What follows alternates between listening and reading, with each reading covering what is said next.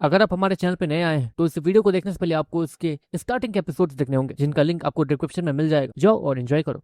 क्या बात है प्रिंसिपल, तुम्हें देख के लगता है कि तुम्हारे अंदर थोड़ी सी भी दया नहीं है। इन बच्चों को मरता हुआ देख रहे हो और अभी भी अपनी जगह पे भूत बन के खड़े हो। वो खतरनाक सा टाइगर विकी, जो कि टीम टाइगर का लीडर था, वो उस प्रिंसिपल से कहता, हाँ वो लीडर था इसलिए तो वो इतने चौड़ में था। लेकिन वो प्रिंसिपल ये देख के हैरान था कि वो जितने ही बच्चे नीचे गिर रहे हैं वो अपने जगह से खुद ही गायब हो जा रहे थे।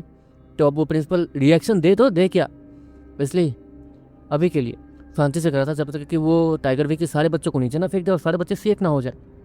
दूसरी तरफ वो टाइगर वे की ये देखता है कि पीछे अब करीब 10 बच्चे ही बाकी रह गए। छोड़ो इनके खून को देख लेता हूँ ताकि मेरा मूड बन जाए।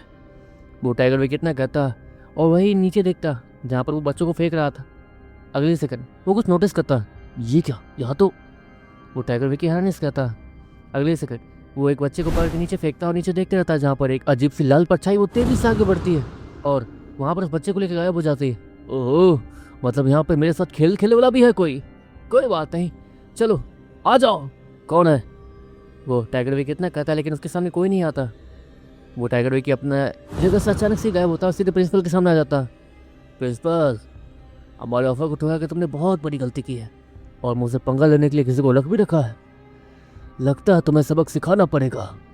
वो टाइगर विकी इतना कहता अपने खतरनाक पंजों के साथ तेजी से उस प्रिंसिपल पर हमला करता। लेकिन अगले ही सेकंड उसके ठीक बगल में एक अजीब सा आदमी अपीयर होता है जिसने लाल मास्क पहन रखा था, लाल कपड़ा अपने मुंह पे बांध रखा था। ये हुई ना बात, मुझे तुम्हारा ही इंतजार था बेवकूफ। वो टाइगर विकी अपने हमले को बदलते हुए कहता। वो अपने हमले के डायरेक्शन को तुरंत ही बदलता है और तेजी से उस लड़के की तरफ घुमा देता है जो कि वहाँ पे आया था। दूसरी तरफ फ्लेयर, जो कि शौरी था, फ्लेयर उसने डीमन गर्ल के साथ अपने जगह को एक्सचेंज कर लिया था। डीमन गर्ल वो श्योर बन के वहाँ उन बच्चों के बीच थी और तेजी से भाग रही थी और श्योर यहाँ फ्लेयर बन के आ गया था। और हाँ, पता नहीं कि उसकी ताकत काफ़ी ज़्यादा लग रही थी, इस टाइगर विकी जितनी तो लगी रही थी। अजीब बात है, मेरी ताकत मैग्रोन की वजह से कितनी बढ़ गई है। और ये टाइगर विकी ये लीडर है टीम टाइगर का। हाँ, team tiger leader. Team tiger ये तो नई टीम है लेकिन इसका लीडर मैं इसके बराबर का हूँ। श्योर इस्माइल के साथ तो हैरानी से कहता। अगले सेकंड वो उस टाइगर विकी के हमले को डॉज कर लेता अपने सर को नीचे करके। तेज हो, लेकिन इतना ताकतवर कौन है जिसे मैं नहीं जानता। वो टाइगर विकी हैरानी से कहता। टाइगर विकी उसके पास विंड एलिमेंट था जिसकी वजह से वो हवा के बीच में अपने हमले को छिपा सकता था और तेजी से उसने श्योर पर हमला किया था। लेकिन श्योर उसकी स्पीड काफ़ी ज़्यादा बढ़ी हुई थी, वो तेजी से नीचे उस हमले को डॉज करता। टाइगर विकी को लगा नहीं था कि श्योर उसके अटैक को डॉज कर पाएगा, इसलिए वो हैरान के लगता और उसे मौका नहीं मिलता अपने आप को गार्ड करने का। श्योर के हाथ देखने में खतरनाक से म्यूटेंट ग्रासहोपर जैसे दिखने लगते हैं और वो अपने खतरनाक म्यूटेंट ग्रासहोपर वाले खतरनाक पंजों से सीधे टाइगर विकी के पाँव पे घुसा देता है और टाइगर विकी तेजी से पीछे हटता है। लेकिन उससे पता नहीं था कि वो पंजे थोड़े डरावने हैं। उस पंजों के खांचे वो टाइगर विकी के बॉडी के अंदर घुसे हुए थे, पाँव के अंदर, और वो जैसे तेजी से पीछे हटता उसके पाँव ऑटोमेटिकली ज़्यादा छिल जाते हैं और कट के बाहर आ जाते हैं थोड़े बहुत उसके पाँव के हिस्से, जिसकी वजह से उसे दर्द होना शुरू हो जाता है। चलो, तुमने मुझे इतना दर्द पहुंचा ही दिया है तब अपना नाम ही बता दो। वो टाइगर विकी श्योर कहता, मेरा नाम फ्लेयर है। श्योर वो इस्माइल के साथ कहता, फ्लेयर, अच्छा ऐसी बात, मिलकर अच्छा लगा फ्लेयर, लेकिन आज तुम्हारी ज़िंदगी का आखिरी दिन है। तुम्हारी किस्मत खराब है कि तुम मेरे सामने आ गए और अब तुम नहीं बचने वाले। वो टाइगर विकी इतना कहता और देखते देखते उसकी आंखों में एक अजीब एलिमेंट दिखने लगता है। ये अपने विंड एलिमेंट को पूरी ताकत के साथ अनलिश करने वाला है। श्योर हैरानी से कहता। अगले सेकंड वो टाइगर विकी वो तेजी से आगे बढ़ता और वो हवा के बीच में छिपकर अपने हमले को श्योर पर डिलीवर करने वाला था। श्योर वो ये चीज़ नोटिस कर लेता, इतनी आसानी से नहीं। श्योर इस्माइल के साथ कहता और तेजी से आगे बढ़ने लगता उस टाइगर विकी के बहुत पास। मुझे विंड एलिमेंट की नॉलेज तो नहीं है, लेकिन जहाँ तक है विंड एलिमेंट से बचने के लिए जहाँ से हमला आ रहा है मुझे उस हमले के थोड़ा आगे एक दो कदम आगे का सोचना होगा। श्योर इस्माइल के साथ कहता। टाइगर विकी का पंच, वो खतरनाक सा पंजा वाला पंच, वो तेजी से आगे बढ़ रहा था और श्योर उस पंच को थोड़ा आगे महसूस करता, तेजी से डॉज करता और श्योर उसका आइडिया काम कर भी जाता। मुझे लगा ही था ये अपने पंजे को हवा में थोड़ा आगे भेज रहा और श्योर इतना कह ही रहा था इतने में उससे अपने सीने पर हल्का सा दर्द महसूस होता क्योंकि टाइगर विकी ने घूमकर अपने पाँव को घुमा के सीधे श्योर के सीने पे मारा था। अगले सेकंड श्योर उसके हाथ देखने में सांप के पूंछ जैसे लगने लगते हैं। वो ब्लैक स्नेक के जीन्स के साथ अपने आप को तुरंत ही कंबाइन करता और अपने खतरनाक मूंछ को सीधे जो कि पाँव उसके शोर के सीने पे थे, उससे बांध देता टाइगर विकी के पाँव से। जैसे ही वो पूंछ लिपटती, वहाँ से एक अजीब सी आवाज़ आती है, जैसे कि टाइगर विकी की टांगें जल रही हो। ये तो जहर है। वो टाइगर विकी इतना कहता, तेज़ी से पीछे हटता है, और तेज़ी से पीछे हटने की वजह से ब्लैक स्नेक के पूंछ में जो खतरनाक छोटे मोटे कांटे थे, वो भी टाइगर विकी के पाँव में गड़ जाते हैं, और जहर उसके बॉडी में फैलना शुरू हो जाता है। इतनी आसानी से नहीं, वो टाइगर विकी स्माइल के साथ कहता। दूसरी तरफ नीचे भीड़ जमा होते जा रही थी, और सभी को समझ नहीं आता कि अब वो करे क्या। सभी लोग वो वहाँ पे ये देख के हैरान थे कि टाइगर विकी वो किसी ऐसे से लड़ रहा है जिसे वो लोग जानते नहीं। अरे ये कौन है? टाइगर विकी से लड़ रहा है, और इतना ताकतवर। सभी लोग हैरानी से कहते हैं। वहाँ पर उस भीड़ में 2 लोग ऐसे भी थे जो कि फ्लेयर को जानते थे। फ्लेयर? ये तो फ्लेयर है। आदित्य और अनीता हैरानी से कहते हैं, फ्लेयर ये कौन है? मैंने इसका नाम तो कभी सुना नहीं। कुछ लोग आदित्य और अनीता से कहते हैं, ये वन स्टार सिटी से आया है। और आदित्य इतना कहता है, वन स्टार सिटी से आने वाला इंसान, मानना पड़ेगा, इतनी ताकत। काफ़ी सारे लोग हैरानी से और इम्प्रेस होते हुए कहते हैं। लेकिन आदित्य और अनीता, उनकी तो सिटी पिट्टी गुल थी। पहले तो वो लोग उसके टक्कर के भी थे, जैसे तैसे लड़ भी पा रहे थे, और वो फ्लेयर यहाँ आते ही 2 दिनों में ही यहाँ के टीम लीडर से लड़ रहा है। उन लोगों के मन के अंदर तो थोड़ा खौफ भी बैठ गया था कि उन लोगों ने फ्लेयर को जो गुस्सा दिलाया था उस दिन, कहीं वो बदला लेने तो नहीं आएगा। दूसरी तरफ श्योर, वो इस वक्त बीच में खड़ा था। वो टाइगर विकी आगे बढ़ता है, लेकिन अगले सेकंड उसके पाँव में कुछ अजीब सा महसूस होता है। अरे नहीं, मेरे पाँव में जहर फैलता जा रहा है। ये जहर नॉर्मल नहीं है। इसका बीज कमज़ोर है, लेकिन इसका जहर बहुत ज़्यादा ताकतवर है। पता नहीं क्यों, लेकिन ऐसा है क्यों? वो टाइगर विकी मन में सोचता है, और उसे कुछ समझ नहीं आता है। लेकिन उसे क्या पता कि किशोर के पास प्राचीन बीज था। दूसरी तरफ सभी बच्चे अब नीचे आ चुके थे और तेज़ी से वहाँ से निकल रहे थे। सभी लोग अब सारे बच्चों को सेफली घर पहुँचाने का काम कर रहे थे। डीमन गर्ल जो किशोर के रूप में थी, वो अपने रास्ते पकड़ लेती है, लेकिन अभी भी वो भीड़ में खड़ी थी। दूसरी तरफ शौर ये देखता है कि सारे बच्चे सेफ हो चुके हैं। ये वैसे बहुत ताकतवर है, अभी भी इतना सब कुछ करने के बावजूद ये हारा नहीं है, क्योंकि ये बहुत ताकतवर है। इसका लेवल भी काफ़ी ज़्यादा लगता है। इसकी लेवल कितनी है मुझे नहीं पता, लेकिन जहाँ तक ये बहुत ताकतवर है। अगर ये टीम लीडर है तो, और मैं इसे पंगा ले पा रहा हूँ, मतलब मेरी ताकत भी बहुत ज़्यादा बढ़ चुकी है। लेकिन मैं अभी भी इसे हैंड टू हैंड कॉम्बैट नहीं कर सकता, क्योंकि उसके पास जो विंड एलिमेंट है वो मुझे पक्का चीर रख देगा। श्योर वो मन में सोचता है। विंड एलिमेंट के हमले से श्योर अभी बच नहीं सकता था, क्योंकि उसे एलिमेंटल पावर्स की ज़्यादा नॉलेज नहीं थी, और वो अपने ठंडा एलिमेंट को फ्लेयर वाले रूप में इस्तेमाल कर नहीं सकता। वरना सभी लोग जान जाएंगे कि श्योर और फ्लेयर कौन कौन है। देखते ही देखते फ्लेयर वहाँ से पलट के जाने लगता है। इतनी आसानी से निकल जाओगे? हाँ, हॉस्पिटल तो मुझे भी जाना है इस जहर को हटाने के लिए, लेकिन तुम इतनी आसानी से यहाँ से नहीं जा पाओगे, और तो तुम पक्का मरने वाले हो। टाइगर भी कितना कहते हुए खड़ा होता और अपने हाथ को आगे करता जाए, उसके दोनों ही हाथों से तेजी से विंड एलिमेंट निकलना शुरू हो जाता है। फ्लेयर वो जो वहाँ से पलट के जा रहा था, अगले सेकंड फ्लेयर कुछ नोटिस करता। ये क्या? श्योर मन में सोचता। श्योर इस वक्त बीच हवा में उड़ रहा था, उसके आसपास की हवा वो गायब हो गई थी। ये मुझे ऐसा एहसास दिलाना जैसे कि मैं स्पेस में हूँ। श्योर हैरानी से कहता और पीछे देखता जहाँ पर टाइगर विकी तेजी उसके पास आ रहा था। श्योर बीच हवा में पहुंच गया था। टाइगर विकी ने अपने आंखें के कुछ एलिमेंट्स का इस्तेमाल करके पूरी ताकत लगा के श्योर को बीच हवा में लटका दिया था, और वो अब उस पर हमला कर रहा था। ये बिल्कुल ऐसा था जैसे कि बीच में कोई गुब्बारा उड़ रहा है और उस पर हमला किया जा रहा है। अरे यार, ये तो श्योर इतना कहता। दूसरी तरफ अचानक से ही श्योर के ठीक पीछे एक खतरनाक सा ब्लैक स्नेक दिखना शुरू हो जाता है, जो कि बहुत बड़ा था, और वो श्योर के ठीक पीछे आने के बाद उस टाइगर विकी को देखने लगता है। प्राचीन बीस्ट! वो टाइगर विकी हैरानी से कहता, लेकिन फिर भी टाइगर विकी रुक नहीं रहा था, क्योंकि उस बीस्ट की ताकत कम लग रही थी, लेकिन वो हैरान तो था। अगले सेकंड टाइगर विकी के पाँव पे जो खतरनाक सा घाव लगा हुआ था म्यूटेंट गास्पर की वजह से, म्यूटेंट गास्पर उस घाव को बर्बाद करना शुरू कर देता, और देते देखते अब म्यूटेंट गास्पर की पूरी पकड़ उस घाव पे बन चुकी थी। अगले सेकंड वो पूरे से घाव को कंट्रोल करना शुरू कर देता, जिसकी वजह से टाइगर विकी के पाँव वो कटने फटने शुरू हो जाते हैं, और टाइगर विकी तुरंत ही नीचे गिर जाता है। श्योर वो भी बीच हवा से तुरंत नीचे गिरता है। उसके लिए ये बिल्कुल ऐसा था जैसे कि वो 10 सेकंड स्पेस में सर्वाइव करके आया हो, और 10 सेकंड तक कोई स्पेस में सर्वाइव करे तो उसका क्या ही हाल होगा। श्योर नॉर्मल ह्यूमन नहीं था, इसलिए वो जैसे तैसे उस बिना हवा के जी पाया था, उसकी पूरी बॉडी सर्वाइव कर पाई थी। दूसरी तरफ काफ़ी सारे ताकतवर लोग उसकी नज़र ब्लैक स्नेक पे थी। ये तो प्राचीन बीस्ट है, देखो हमें उसे हासिल कर लेना चाहिए अभी, चल के जल्दी। कुछ लोग आगे बढ़ते हुए कहते हैं। फ्लेयर वो अपने राइट साइड देखता। दूसरी तरफ टाइगर विकी, नहीं यार, मुझे यहाँ से निकलना होगा। टाइगर विकी वो मरना तो चाहता नहीं था, वो तेज़ी से पीछे पलटता और बिल्डिंगों पर छलांग लगाते हुए तेज़ी से निकल जाता। दूसरी तरफ श्योर जो कि फ्लेयर के रूप में था उसे चक्कर आने लगते हैं, वो बेहोश हो रहा है। उसके बीच को हम हासिल कर लेंगे, जल्दी चलो।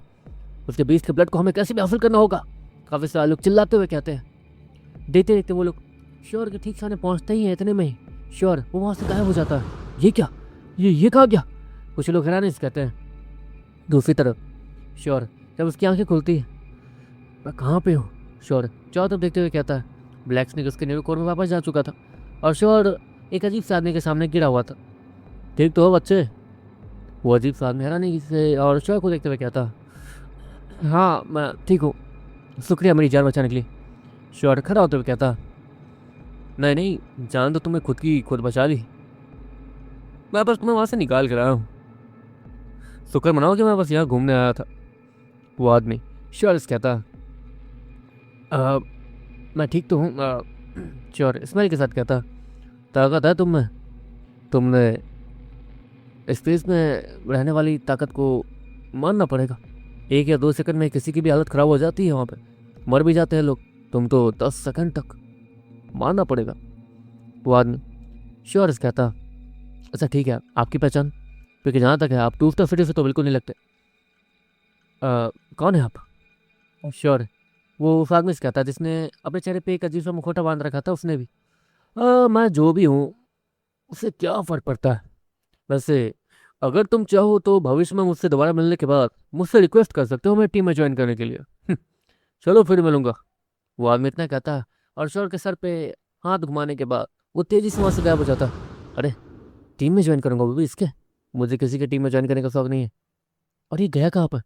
टाइगर वी के हमले को तो मैं कम से कम देख भी पा रहा था, टूस्टर सिटी का इतना ताकतवर टीम लीडर, मैं उससे लड़ पाया, क्या बात है यार। लेकिन ये कौन था जिसकी स्पीड को भी मैं देख नहीं पाया यार, ये कौन है? श्योर जहाँ तक फिर से देखते हुए कहता, अब ये कौन सा मिस्टीरियस आदमी था जो कि यहाँ आके श्योर को बचा के गया था। लेकिन अभी के लिए श्योर उसकी पूरी ताकत खत्म हो चुकी थी। वो जैसे तैसे रास्ते पर पहुँचता और डीमन गर्ल को देखता जो कि अभी एक सुंदर सी लड़की बदली हुई थी। सभी लोग उसे ही देख रहे थे, अरे यार ये पागल लड़की। श्योर डीमन गर्ल को अकेले में ले जाता, उसे नीलुको में डाल लेता। जिसके बाद देखते देखते वो अपने रूम में पहुंचता है और वो बहुत ज़्यादा थका आ रहा था, वो तुरंत ही बिस्तर पर गिर जाता है। मुझे जल्द से जल्द आराम करके अपने आप को रिकवर करना होगा। पता नहीं मेरे स्कूल के बारे में मेरी दीदी सुनेगी तो वो क्या रिएक्शन देगी, उन्हें मेरी चिंता भी हो जाएगी शायद। श्योर वो लेटते हुए कहता है, उसकी आंखें बंद होने लगती है। 3 अगले सेकंड किसी ने दरवाज़ा खटखटाया था, अब दरवाजे पे कौन है? श्योर इतना कहता और दरवाज़ा खोलता, लेकिन दरवाजे पे कोई नहीं था। वो फिर से जाके लेट जाता, अगले सेकंड फिर से दरवाजे पे कोई आता। अरे कौन हो भाई? श्योर चिल्लाते हुए कहता, लेकिन कोई जवाब नहीं, बस खटखट। श्योर फिर से दरवाजा खोलता, उसे कोई नहीं दिखता। वो तुरंत ही दरवाजा बंद करके फिर से खोलता ताकि अगर कोई प्रैंक कर रहा हो तो सामने आ जाए कम से कम, लेकिन अभी भी कोई नहीं था।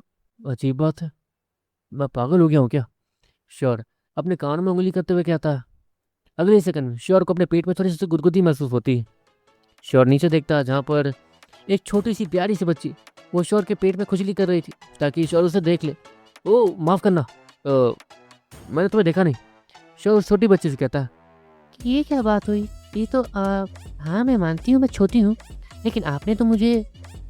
वो बच्ची अपने हाथों को रोटेट करके गाल फुलाते हुए कहती, अरे बाप रे बाप, इसके तो नखरे अभी से हैं। श्योर वो हैरानी से कहता, बेटा शायद तुम रास्ता भटक गई हो, ये मेरा कमरा है, चलो जाओ भागो। श्योर इतना कहते हुए दरवाज़ा बंद करता और वो दरवाज़ा फिर से खटखटाती है। श्योर फिर से दरवाज़ा खोलता है, इस बार वो अंदर आ जाती है। देखो मैं यहाँ पे आई हूँ, मैं यहीं रहूँगी।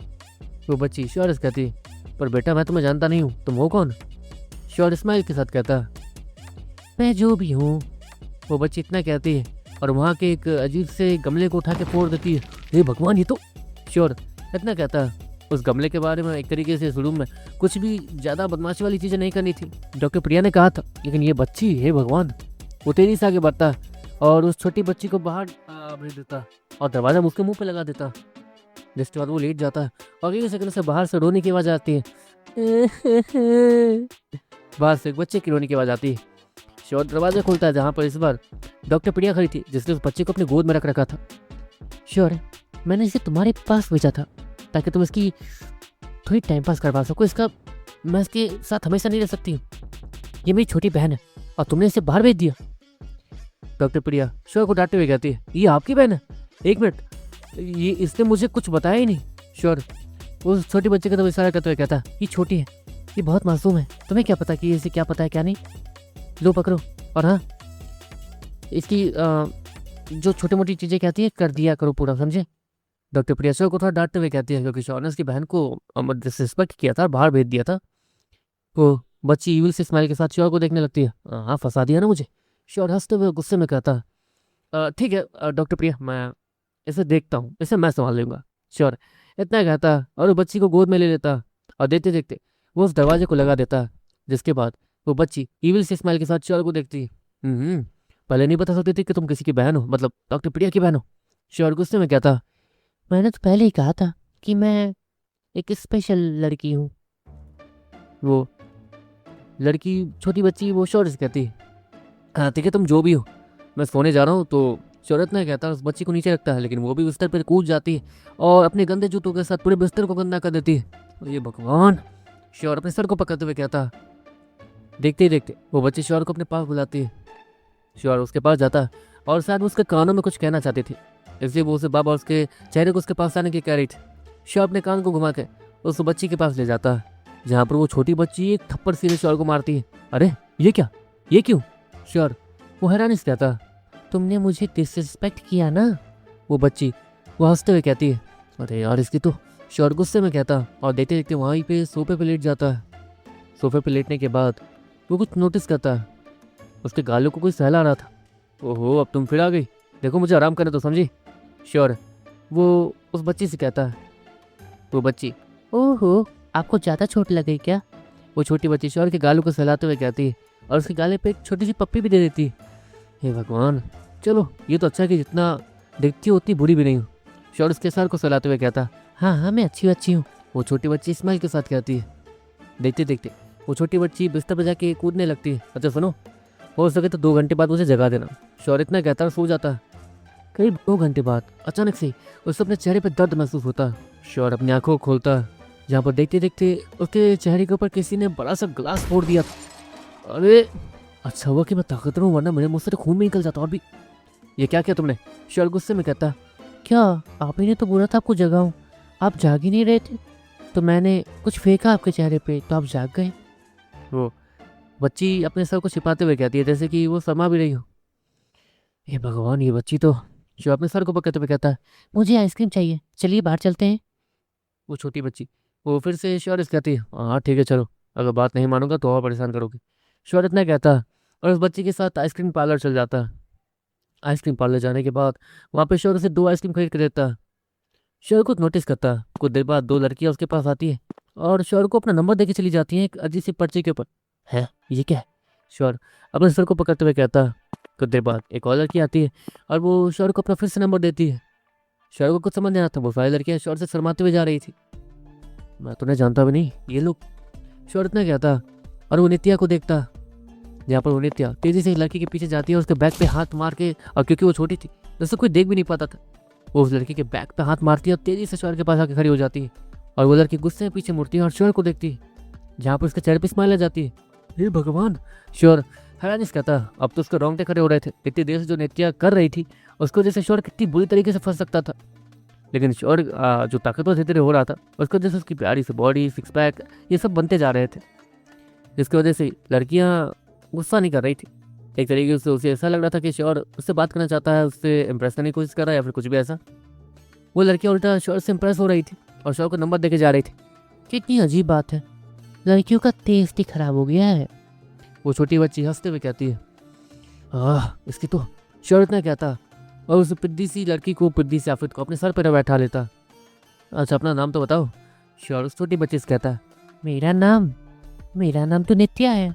वो छोटी बच्ची शौर्य से कहती, देखने में प्यारी है, नाम भी प्यारा, लेकिन इसके कारनामे। शौर्य इतना कहते हुए आगे जाते रहता। देखते देखते वो और आइसक्रीम मांगती है। देखो ज़्यादा आइसक्रीम नहीं खाना चाहिए, समझी, बच्ची हो तो। शौर्य उस छोटी सी बच्ची से कहता, मुझे बचाओ। वो बच्ची इतना कहती है और सभी लोग उसे देखने लगते हैं। ये लड़का मुझे किडनैप करके ले जा रहा है। वो बच्ची रोते हुए कहती है और सभी लोग उस शौर्य के पास आने लगते हैं। अरे नहीं नहीं रुको, मैं समझा सकता हूँ। शौर्य इतना कहता और बच्ची को आइसक्रीम दे देता है, जिसके बाद वो शांत हो जाती है और सब कुछ सच उगल देती है। काफ़ी सारे लोग हैरानी से उस बच्ची को देख रहे थे। भाई मैं तो मैं बताना चाहता हूँ कि ये बच्ची नहीं ऑफिस है, थोड़ा आराम से, ऐसे तुम फंस जाओगे। कुछ लोग शौर्य को एडवाइस देते हुए कहते हैं हाँ पता है। शौर्य इतना ही कहता है और आगे बढ़ता है। यहाँ पर शौर्य को सामने कुछ भीड़ दिखती है। सामने सुंदर सी लड़की, एक बहुत ज़्यादा सुंदर लड़की कॉन्सर्ट कर रही थी और नित्या को वो देखना था। नित्या वो शौर्य के कंधे पर चढ़ती है और सामने का नज़ारा देखने लगती है। अरे वाह, ये तो कॉन्सर्ट है। नित्या इतना कहते हुए अपने दोनों हाथों को फैलाती है और उस कॉन्सर्ट करने वाली को कुछ कहने लगती है। वो लड़की जो कॉन्सर्ट करवा रही थी और गाना गा रही थी, वो नित्या को देखती है और उसे वो बहुत प्यारी लगती है, इसलिए वो उसे आगे आने का इशारा करती है। नित्या सभी लोगों की मदद से तेजी से वो स्टेज पे पहुंच जाती है। और यार ये तो स्टेज पे पहुंच गई। शौर्य हैरानी से कहता है और अगली सेकंड नित्या के चेहरे पे एक ईविल सी स्माइल देखता है। शौर्य अपने सर को पकड़ के खड़ा हो जाता है। मैं दीदी, मैं आपकी बहुत बड़ी फ़ैन हूँ, लेकिन मुझे यहाँ वो लड़का आने नहीं दे रहा था। क्या है ना, उसने मुझे किडनैप किया है। वो बच्ची रोने हुए कहने लगती है और सभी लोग शौर्य को देखने लगते हैं। किडनैप? तुमने उस बच्ची का किडनैप किया है? घटिया आदमी। कुछ लोग इतना कहते हुए शौर्य के पास जाने लगता है। शौर्य सभी के अटैक को डॉज करते हुए तेजी से स्टेज पर पहुंच जाता है। नित्या ये लाओ, शौर्य इतना कहता है और स्माइल को छीन लेता है। देखिए ये झूठ बोल रही है बच्ची। शौर्य इतना कह ही रहा था, इतने में ही वो खूबसूरत सी लड़की आगे आती है और शौर्य के हाथों से माइक छीन लेती है। रुको, तुम जैसे लड़कों को मैं अच्छे से जानती हूँ कि तुम लोग छोटी बच्ची को किडनैप करते हो। छी, कितने फरौती मांगने वाले हो, कितना ब्लैकमेल करने वाले हो इनके फैमिली वालों को। हाँ, वो लड़की वो शौर्य उसको कहती है और सभी लोग तेजी से शौर्य पे हमला करने के लिए आने लगते हैं और उसे मारने के लिए आने लगते हैं। अरे यार अब क्या करूँ? शौर्य इतना ही कहता है और रेड मंकी को बुला लेता है, जहाँ पर रेड मंकी वो शौर्य के ठीक पीछे आ जाता है। देखिए मैं एक बीस्ट हूँ और ये बच्ची एक आफत है। ये बस मुझे बहुत देर से फंसा रही है और कुछ नहीं। प्लीज़ मैं एक बीस्ट हूँ, मेरे पास किसी चीज़ की कमी नहीं है। शौर्य सभी को एक्सप्लेन करते हुए कहता है और सभी लोग थोड़े शांत दिखने लगते हैं। दूसरी तरफ वो नित्या वो शौर्य के उस रेड मंकी को देख रही थी और उसके रेड मंकी पे चढ़ जाती है। हाँ ये देखो, ये छोटी सी बच्ची इस बीच से डरने के बदले से ओह, शौर्य अपने सर को पकड़ते हुए कहता है और सभी लोग वहाँ का मंजरा समझ जाते हैं। कुछ लोग आसपास से जा रहे थे जो कि शौर्य और उस बच्ची को जानते थे, उसके कारनामे को, वो लोग उन लोगों को सब कुछ बता देते हैं। दूसरी तरफ वो कॉन्सर्ट करने वाली शौर्य को देख रही थी। I am so sorry, actually मैं ये थोड़ी शौर्य उस लड़की से कहता। नहीं नहीं, कोई बात नहीं। मुझे नहीं पता था कि हमारे हाथों में जो था हम वो बस कर रहे थे। वो लड़की अपने सर को नीचे करते हुए कहती है क्योंकि शौर्य एक बीस्ट मत था, उस हिसाब से उसे इज्जत देनी पड़ेगी। शौर्य वो देखते देखते रेड मंकी के साथ आगे बढ़ता है, जहाँ पर वो नित्या उस रेड मंकी को छोड़ ही नहीं रही थी। तुम्हें तो पहले बताना चाहिए था कि तुम्हारे पास इतना बड़ा टेडी बियर है। मैं तो तुम्हें तंग नहीं करती। वो नित्या शौर्य से कहती है हाँ पता है।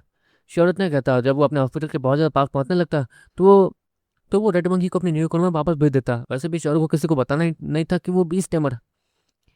देखते देखते शौर्य वो अपने रूम में पहुंचता है और नित्या को कुछ देर के लिए इधर उधर जाने के लिए कहता है, जिसके बाद देखते देखते शौर्य रात के 12 बजे अपने समय में टेलीपोर्ट हो जाता है। ओह थैंक गॉड, तुम लोग मुझे मिल गए। शौर्य इतना कहता है। रूम में उस समय कोई नहीं मिला था शौर्य को, लेकिन बाहर जंगल आने के बाद शौर्य को वो लोग मिल गए थे और वो टिलेस भी वहीं था। चलो वापस चलते हैं। शौर्य वो मैग्नोन और रश्मि से कहता है, लेकिन रश्मि और मैग्नोन एक दूसरे की तरफ देख रहे थे स्माइल के साथ। शौर्य मैं क्या कह रहा था कि मैंने और रश्मि ने ना एक शर्त लगाई, यही कि वो जो राजकुमारी है यहाँ की वो रश्मि से ज़्यादा सुंदर होगी। और रश्मि ने ये शर्त लगाई है कि रश्मि से ज़्यादा सुंदर वो राजकुमारी नहीं होगी। तो हमें ये देखना है कि हम दोनों में से शर्त जीतेगा कौन। तो हमें थोड़ा अंदर जाना है, चलो। श्योर वो मैगलोन की बात सुनता है। तुम्हारा दिमाग तो खराब नहीं हो गया? रश्मि को किसी की नज़र में नहीं ला सकते हैं। श्योर चिल्लाते हुए मैगलोन से कहता है अरे अरे तुम चलो तो। श्योर इतना कहता है और मैगलोन और रश्मि श्योर को धक्का देते हुए अपने पास ले जाती है, मतलब अपने साथ सीधे कबीले ले जाती है। और इस बार वो दोनों सीधे कबीले को टाप के गए थे क्योंकि उन दोनों की ताकत बढ़ गई थी। रश्मि उसने पूरी तरीके से अपने आप को अच्छे से रैप कर रखा था ताकि उसकी थोड़ी सी भी खूबसूरती बाहर ना आए और वो शांति से घूम सके। वहां पर इस वक्त लाइन लगी हुई थी। हाँ हाँ आज वो लोग आ रहे हैं, चलो देखते हैं तुम जीतती हो या मैं। मैगलोन रश्मि से कहता। देखते देखते सामने से कुछ चलते हुए आने लगता। ये लोग चल के क्यों आ रहे हैं? श्योर वो इतना कहता। हाँ हाँ सुंदर है तो अपनी सुंदरता दिखाने का बहुत ज़्यादा शौक होगा इसे। श्योर इतना कहता और रश्मि को देखता। रश्मि उसे टर्न की मारती है, जिसके बाद देखते देखते सामने से खूबसूरत सी राजकुमारी और उसके साथ एक लड़का आता जो कि आगे चलते हुए जा रहा था। वैसे भाई, एक बात है, एक बेनाम कबीले में एक बहुत ज़्यादा सुंदर राजकुमारी रहती है, सुनने में आया है। और वो शायद तुम्हारे लिए ही बनी है। वो लड़की अपने भाई से कहती है। दूसरी तरफ रश्मि उस लड़के को जैसे ही देखती है, क्योंकि वहां पर रश्मि की ही बात हो रही थी, उसे उस लड़के का चेहरा देख के उल्टी आ जाती है। वो अपने मुंह को करके करती है, जिसकी वजह से वो राजकुमार गुस्से से रश्मि को देखता है। तुम्हारी इतनी हिम्मत कि तुम, ए यहाँ से ले जाओ, यहाँ से, इसे यहाँ से ले जाओ वरना मेरा सर खराब हो जाएगा, समझे? वो राजकुमार गुस्से में कहता है। और श्योर और मैगडॉन वो अपने सर को झुकाते हैं और माफ़ कर दीजिए बोल के वहाँ से निकल जाते हैं। दूसरी तरफ वहाँ कबीले वाले वो ये नहीं चाहते थे कि रश्मि जैसी प्यारी लड़की इस कमीने के हाथों में जाए। मतलब उन लोगों ने भी रश्मि को देखा था, ऐसे वो लोग रश्मि को जितना हो सके उतना छिपाने की कोशिश कर रहे थे। ये तो अच्छा था कि वो कबीले वाले अच्छे थे। दूसरी तरफ जाने से पहले ही श्योर के दिमाग में और कानों में कुछ बचता है। वैसे उस लड़की को लाने के लिए मैंने सौदा किया है किसी के साथ, शायद वो लोग कामयाब होने वाले होंगे। वो राजकुमारी इतना कहती है, मतलब उन लोगों को इन लोगों ने भेजा है? श्योर हैरानी से कहता, जहाँ तक है आज वो दिन है जब वो लोग हमला करेंगे, तो शायद आज के आज तुम्हारे गोद में वो लड़की हो। वो लड़की अपने भाई से कहती है, ओ मेरी बहना, तुम मेरे बारे में कितना सोचती हो? वो लड़का अपनी बहन से कहता है, लेकिन दूसरी तरफ रश्मि वो हैरान दिखने लगती है। उसके कबीले पास हमला होने वाला था। रश्मि और श्योर मैगडॉन तेजी से अपने टिकट्स पर चढ़ते हैं और तेजी से अपने कबीले पहुंच जाते हैं। आधी रात तक वो कबीले पहुंच चुके थे, लेकिन वहाँ चारों तरफ आग लगी हुई थी। रश्मि, मैगडॉन और श्योर तेजी से वहाँ छिपते हुए आगे बढ़ते हैं। छिपके वहाँ आगे बढ़ने के बाद श्योर कुछ नोटिस करता है, देखो यहाँ पे कुछ लोग हैं। श्योर हैरानी से कहता, वहाँ पर निवास कुछ सैनिकों के सामने खड़ा था। कितने बेवकूफ़ लोग थे ये लोग। हाँ, वैसे तुम लोगों ने क्या किया? तुम लोगों की वजह से वो राजकुमार अमन इतने सारे लोगों को लेकर यहाँ से भागने में कामयाब हो गया। मन तो रहा कि तुम सभी को जान से मार दूं। ऊपर से रश्मि उसे जहाँ पहुँचना चाहिए था वो नहीं पहुँची। सोचा कि उसे किडनैप कर ही लिया है तो शांति से अपना काम भी कर ही देते हैं, इस कबीले से अपना बदला लेकर। भेड़िया कबीला, हम लोग भेड़िया कबीला से, और इन लोगों को, इन बेवकूफ़ों को वो बात पता भी नहीं चली। विवेक मेरा भाई था जिसे उस लड़के ने मारा, वो लड़का लापता है ना? पक्का उसने रश्मि को बचाया होगा और वो यहाँ आसपास ही होगा, तो जरा देखते रहना, जैसे ही आए वैसे ही मुझे बताओ ना, समझे? वो राजकुमार निवास हंसते हुए और गुस्से में कहता है, उस राजकुमार कार्तिक को तो मौत के घाट उतार दिया और उस रश्मि का पिता जो भी है लटका पड़ा है मेरे बाप के सामने। मेरे पिताजी उसे भी मारने ही वाले हैं, लेकिन अभी तक रुके इसलिए हैं ताकि अगर रश्मि वापस आए तो वो भेड़िया कबीला का वो राजकुमार जिसका नाम निवास था, वो कमीना भेड़िया कबीला से था, जिसके तो ये तो धोखेबाज है। ये लोग दूसरे सितारे वाले कबीले के नहीं, ये तो श्योर। वो हैरानी से कहता है। दूसरी तरफ वो घूम के देखता जहाँ पे रश्मि गए थे।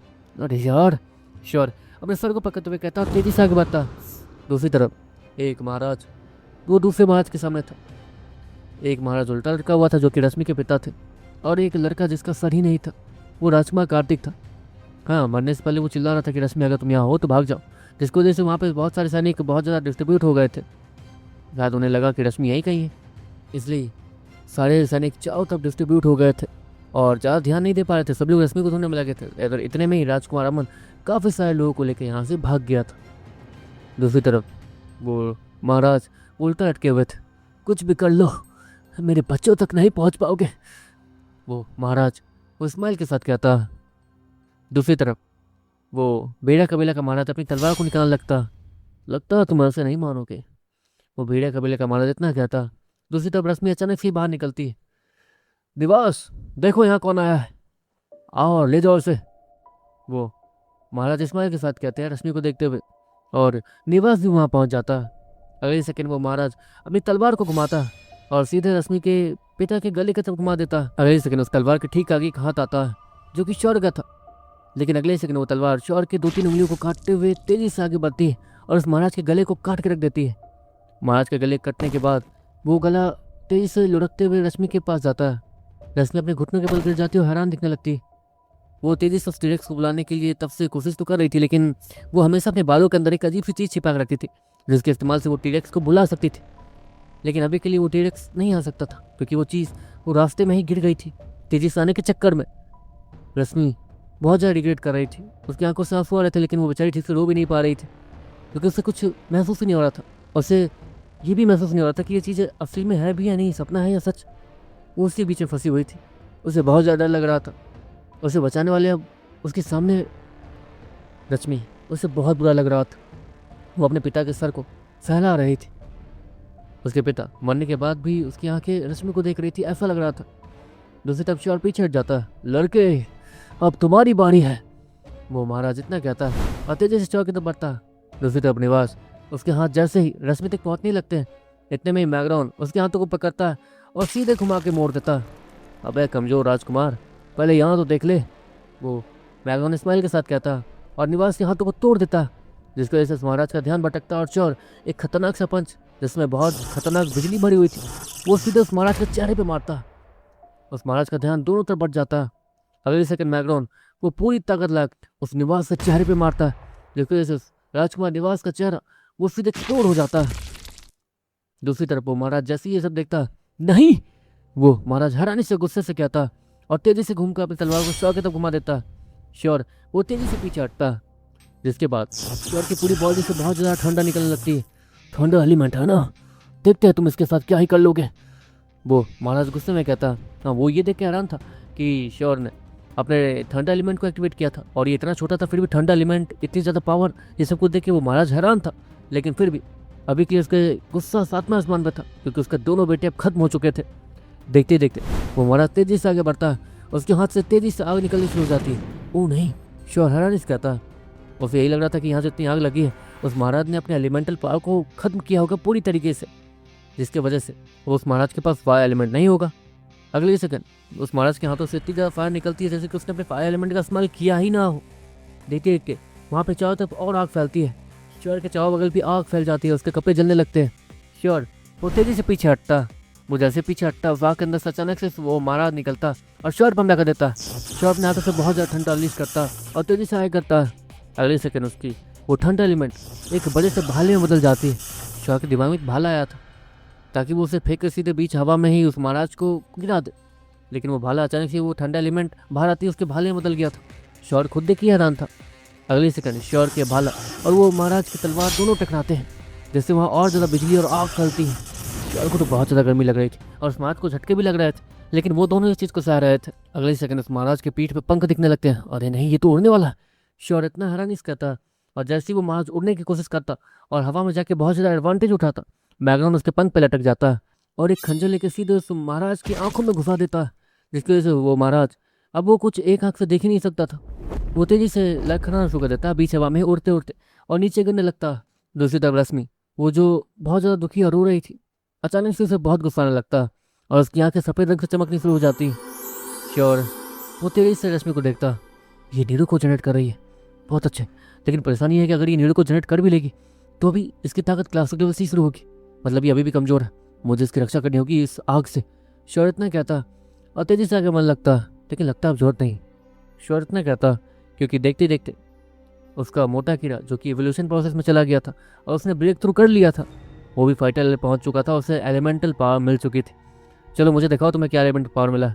श्योर स्माइल के साथ कहता। मोटा कीड़ा वो तो डिंगे मारने बाहर आया था कि मुझे ये मिला, लेकिन श्योर ने उसे सीधे उस महाराज की तरफ उठा के फेंक दिया था किसी पत्थर की तरफ। बीच हवा में वो जो महाराज नीचे गिर रहा था, तेजी से मैग्राउन से दूर हो जाता।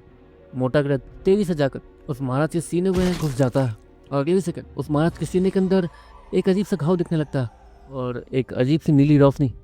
ये नीली रोशनी क्या है? ये उसका एलिमेंट है। श्योर हैरानी से कहता है नहीं। वो महाराज जो फिर चिल्लाते हुए कहता है, लेकिन उसकी आवाज़ उसके गले में अटक जाती है, उसके मुंह से भी नीली रोशनी निकलती है और देखते देखते वो महाराज टूटना फूटना शुरू हो जाता है। ऐसा लगता है, उसे देख के ऐसा लग रहा था जैसे कि उसे किसी छोटे से होल में खींचा जा रहा हो, जबकि उसकी बॉडी इतनी बड़ी है लेकिन छोटे से होल में खींच के जा रहा था। वो उसकी हड्डियाँ टूट रही थी, उसके बॉडी के मांसपेशियाँ टूट के सीधे उस छोटे से होल के अंदर टूटते हुए जा रहे थे। ऐसा लग रहा था जैसे कि किसी आदमी को छोटे से होल में घुसाया जा रहा है, वो भी जैसे तैसे, चाहे उसकी चटनी क्यों ना बन जाए। देखते देखते वो पूरा महाराज, उसकी धज्जियाँ उड़ जाती है और वो सीधे उस नीले रोशनी में चला जाता और मोटा कीड़ा आराम से चाव से बैठ कर उसे खा जाता। ये क्या था? ये कौन सा एलिमेंट है? श्योर हैरानी से कहता। ये स्पेस एलिमेंट है श्योर। मैग्राउन वो श्योर से कहता। दूसरी तरफ रश्मि वो बहुत ज़्यादा दुखी थी।